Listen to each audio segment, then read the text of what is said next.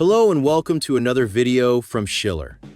In today's video, I'll guide you step by step through the process of calibrating the Sport Display on BMWs using ECM titanium.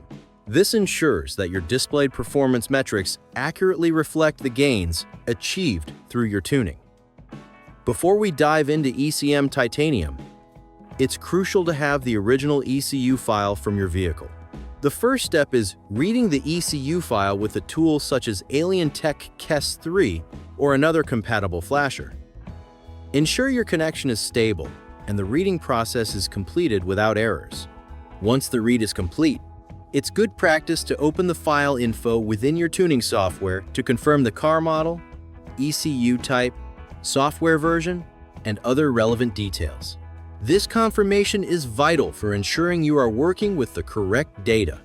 Before performing the calibration, the ECU must already be tuned. Here, you can see the tuned ECU file compared to the stock one.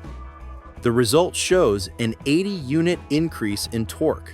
The adjustments we apply to the Sport Display must be based on these real, measured values to ensure accuracy and reliability.